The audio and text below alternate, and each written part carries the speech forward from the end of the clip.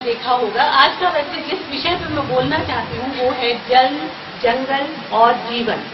जल है तो जंगल है, जल है तो वृक्ष है, वृक्ष है तो जल है, और वृक्ष और जल है तो जीवन है।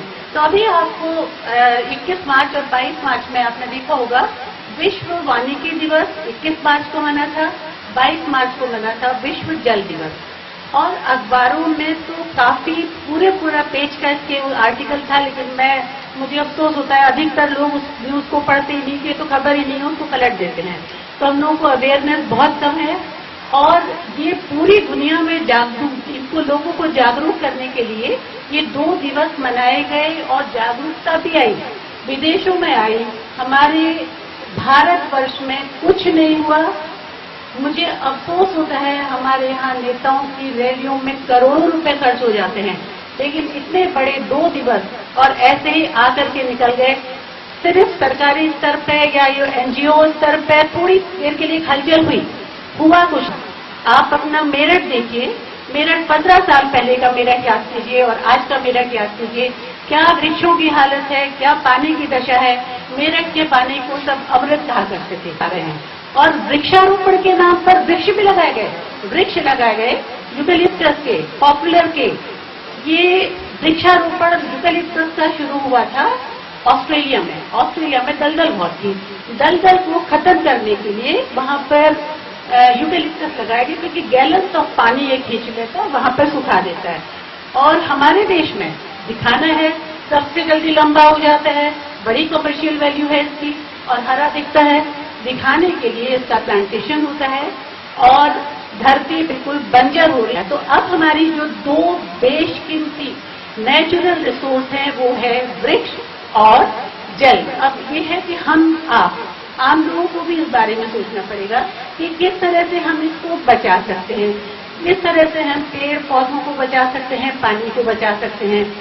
अब वृक्ष है, वृक्ष जो है वो धरती का फेफड़ा है। धरती का फेफड़ा किस तरह से है वृक्ष?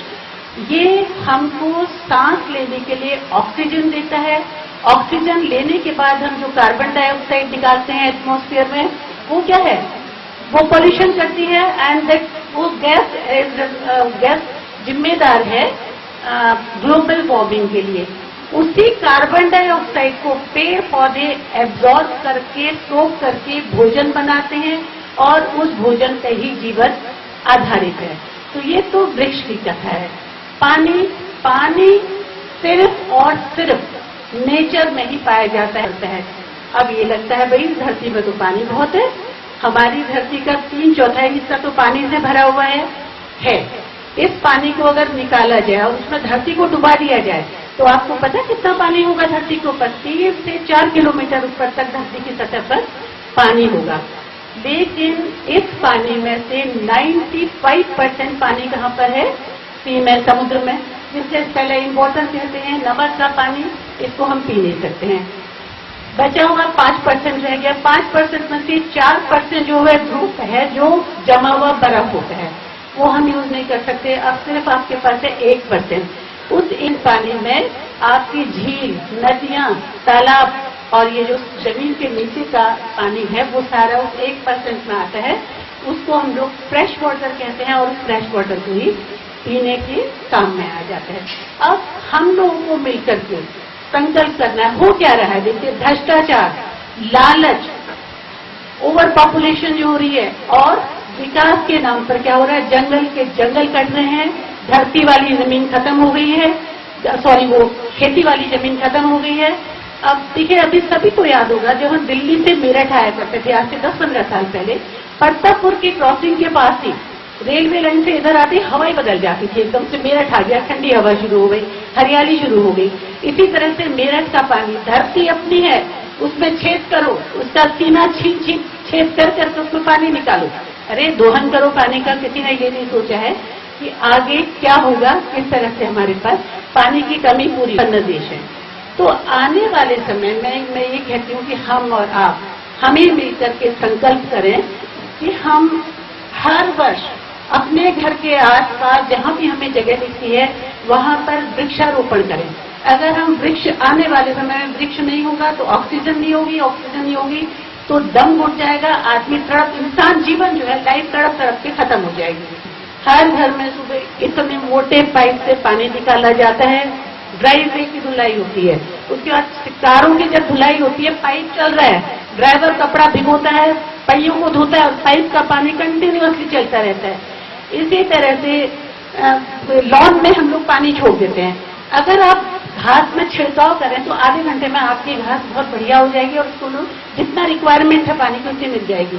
और अगर आप पाइप छोड़ देंगे, जैसे मान लीजिए अपना बीड़ी पी रहा है, पानी छोड़ दिया और अपना 2-3 घंटे के बाद पाइप खिसका दिया, तो इस तरह से तो हमारी ये धरती बिल्कुल नष्ट होने की कगार पर है और जीवन बिल्कुल समाप्त हो जाएगा। तो अब छोटे छोटे हमको संकल्प लेने पड़ेंगे, जैसे घर या उसके आसपास हमें वृक्षारोपण करना है, करेंगे ना आप लोग? जहां पर भी जिसको जगह मिली, छोटे छोटे कारणों से पेड़ न काटें। हम लोगों को क्या होता है कि किसी भी घर के आगे पेड़ इस उस पर कट जाता है कि इससे छाया हो रही है या इसके पत्ते गिरते हैं, मेरा लॉन गंदा हो जाता है, इस ग्राउंड पर हम पेड़ काटते हैं। ये हमको नहीं करना चाहिए। पानी की बर्बादी ना करें, टैप खुले ना छोड़ें। और उसके अलावा एक रेन वाटर हार्वेस्टिंग, बड़ा शोर मचता है, सब सोचते हैं पता नहीं क्या मशीन लगनी है, रेन वाटर हार्वेस्टिंग क्या है, कुछ नहीं है। हमें याद है, हम छुट्टे थे, हमारे पहाड़ों में घर होते थे, इस तरह की स्लोपिंग रूफ होती थी और उसका पानी सारा साइड में आके ड्रम में गिरता था और हमारी मदर, हमें याद है, उससे खेतों में डालने का, कपड़े धोने का, घर की जो धुलाई करनी, ये काम करना होता था। अब उसी का थोड़ा एडवांस फॉर्म में ड्रम में न लेकर के पाइप डाल के जमीन के अंदर कर दीजिए। इसको आप जितना नीचे ले जाएंगे उतना ही अच्छा होगा, लेकिन आप थोड़े कम नीचे भी ले जाएं तो आपके घर के आसपास का वाटर लेवल जो है वो ऊंचा हो जाएगा, पानी की बचत होगी। तो बस मैं यही कह रही हूँ। उसके अलावा एक चीज और बताना है कि अभी अर्थ डे 31 मार्च को कितने लोगों ने हम से लाइट ऑफ कर दी थी, बताइए ईमानदारी से? लेकिन फिर भी हम लोग नहीं कर पाते हैं। मैंने बाहर आके देखा, हमारी कॉलोनी में बहुत झिलमिला रही थी, पूरी कॉलोनी सारी लाइट थी। लेकिन ये छोटी छोटी चीजें हैं जो अगर हमें करने लगे, हमें अवेयरनेस आ जाएगी तो हम आज भी, देर नहीं भी है, हम इस धरती को, इस पृथ्वी को बर्बाद होने से बचा सकते हैं। धन्यवाद।